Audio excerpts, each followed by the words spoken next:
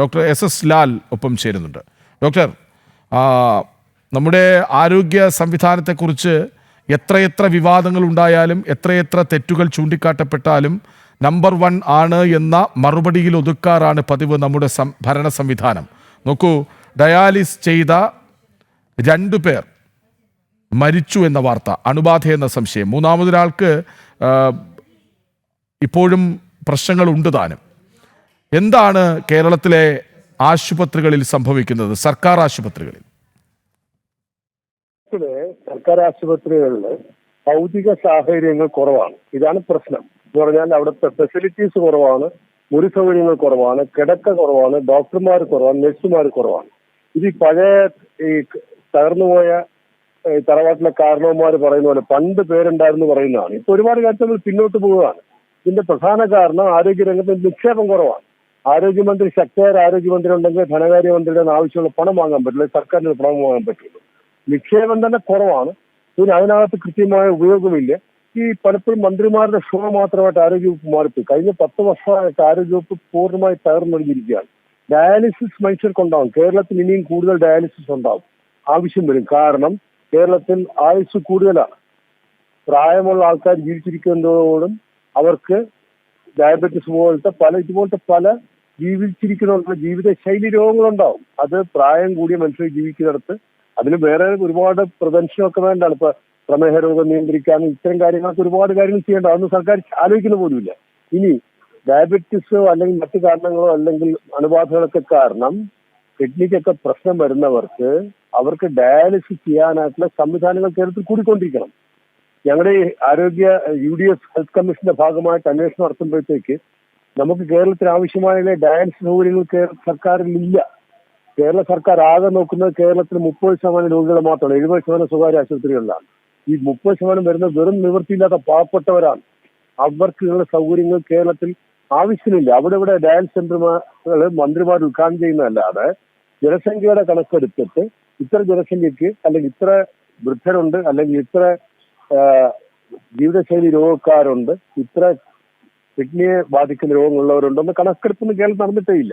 അവരവരോ സൗകര്യത്തിന് ഏറ്റവും പ്രചാരം കിട്ടുന്ന സ്ഥലത്തുകൊണ്ട് ഡയാലിസിസ് സെന്റർ ഓപ്പൺ ചെയ്യും. ബാക്കിയെല്ലാം NGOസും സ്വകാര്യ മേഖലയാണ് നടത്തുന്നത്. സ്വകാര്യ മേഖലയിൽ വലിയ പണച്ചെലവാണ് ഇതിന്. NGOs നടത്തുന്നത് ചിലപ്പോൾ നടന്നത്, ചിലപ്പോൾ നടന്നില്ല എന്നൊരു അവർക്ക് ധനസഹായം കിട്ടുന്നതനുസരിച്ച്. അപ്പൊ സർക്കാരിന് ഉത്തരവാദിത്വമുണ്ട്. കേരളത്തിലെ മുഴുവൻ ജനങ്ങളോട് സർക്കാരിന് ഉത്തരവാദിത്വമുണ്ട്. അത് 30% സ്വകാര്യ ആശുപത്രികൾ ഒഴിച്ച് ബാക്കി 30% സർക്കാരിന് വരുന്നത്. അവരോടൊക്കെ നീതി കാട്ടേണ്ടതുണ്ട്. ഇത്തരത്തിലുള്ള കണക്കെടുപ്പ് ഒന്നുമില്ല. ഉത്സവാഘോഷങ്ങളാണ്. ഇപ്പോഴും മന്ത്രിസഭ തീരാൻ 4 മാസമേ ഉള്ളൂ. ഇപ്പോഴാണ് കാര്യങ്ങൾ അന്വേഷിച്ച് ഇറങ്ങിയിരിക്കുന്നത്. ഒന്ന് ആലോചിച്ച് നോക്കണം. അതും പ്രചരണത്തിന് വേണ്ടിയാണ്, തെരഞ്ഞെടുപ്പിന് വേണ്ടി ഉപയോഗിക്കാൻ വേണ്ടിയിട്ടാണ്. ഞാനത് രാഷ്ട്രീയം പറയുന്നതല്ല. പക്ഷെ ഒരുപാട് രാജ്യങ്ങളിൽ ആരോഗ്യ രംഗത്ത് പിന്തുണച്ചിട്ടാണ്, ഇപ്പോഴും പിന്തുണയ്ക്കുന്ന ആളാണ്. കേരളം പോലുള്ള സംസ്ഥാനം കയ്യിൽ കിട്ടിയിട്ട് ഇത്രയും സാക്ഷരതയുള്ള, ഇത്രയും ആരോഗ്യ അവബോധമുള്ള, ഇത്രയും ചരിത്രമുള്ള ഒരു സംസ്ഥാനത്തെ കയ്യിൽ കിട്ടിയിട്ട് നശിപ്പിച്ച് നാശമാക്കി കഴിഞ്ഞു. ഇനി ഒരുപാട് പാടുപെട്ടാൽ മാത്രമേ ഏത് സർക്കാർ വന്നാലും ഒരുപാട് പാടുപെട്ടാൽ മാത്രമേ ഈ അടിസ്ഥാന പ്രശ്നങ്ങൾ പോലും പരിഹരിക്കാൻ പറ്റുള്ളൂ. ഏറ്റവും കൂടുതൽ ആരോഗ്യ വകുപ്പിലാണ്, ഏറ്റവും കൂടുതൽ വിദ്യാഭ്യാസ വകുപ്പ് കഴിഞ്ഞാൽ ഏറ്റവും കൂടുതൽ സ്റ്റാഫുള്ള വകുപ്പാണ് ആരോഗ്യ വകുപ്പ്. ആരോഗ്യ സ്റ്റാഫ് കൂടാതെ ആശാ വർക്കർമാർ, അംഗൻവാടി വർക്കർമാർ, ഒരുപാട് പേര് നമ്മൾ ഈ ആരോഗ്യ വകുപ്പിലേക്ക് ഉപയോഗപ്പെടുത്തുന്നുണ്ട്. അപ്പം ഒരുപാട് പേരുള്ള ഏറ്റവും കൂടുതൽ സൈന്യത്തെ പോലെ പ്രവർത്തിക്കേണ്ട ആരോഗ്യ വകുപ്പിനെ നിശ്ചലമാക്കി കളഞ്ഞു. മന്ത്രിമാർക്ക് സിനിമ എടുക്കാനും അവരെപ്പറ്റി കഥ ഇറക്കാനുമായിട്ട് വകുപ്പാക്കി മാറ്റി മുഴുവൻ പാരലൈസ്ഡാണ്, നിശ്ചലാവസ്ഥയാണ്. താഴേക്കുള്ള പ്രവർത്തനങ്ങൾ ശക്തമായാൽ, പ്രത്യേകിച്ച് സർവേലൻസ് പ്രശ്നങ്ങൾ, ഇതൊക്കെ ഒരുപാട് പ്രശ്നങ്ങൾ. എത്ര പണിപ്പെട്ടാലും തിരിച്ചു കൊണ്ടുവരാൻ പറ്റാത്ത രീതിയിൽ അത്ര നശിപ്പിച്ചോ, വെറും ഷോ ആക്കി മാറ്റി. ഡോക്ടർ SS ലാൽ, ഒരു കാര്യം കൂടി ഒന്ന് ചോദിച്ചോട്ടെ.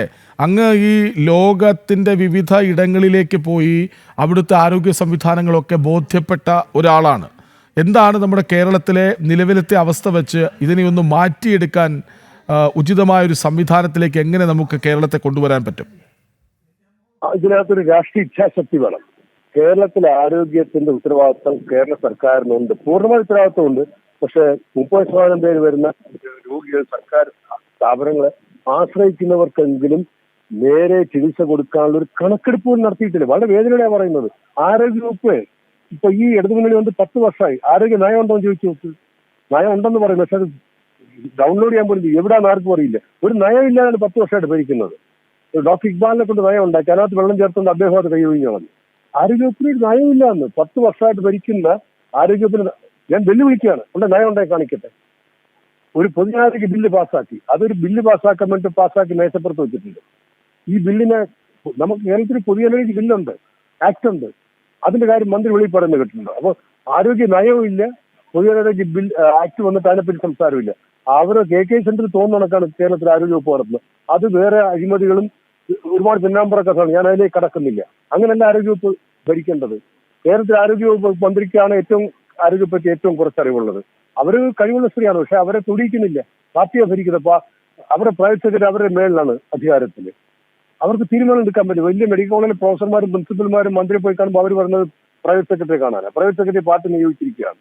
കേരളം പോലും സംസ്ഥാനത്ത് ആരോഗ്യമായിട്ട് യാതൊരു ബന്ധമില്ലാത്തൊരു പ്രൈവറ്റ് സെക്രട്ടറി കേരളത്തിൽ ആരോഗ്യം നയിക്കുക എന്ന് പറഞ്ഞാൽ വലിയ ദയനീയ അവസ്ഥയാണ്.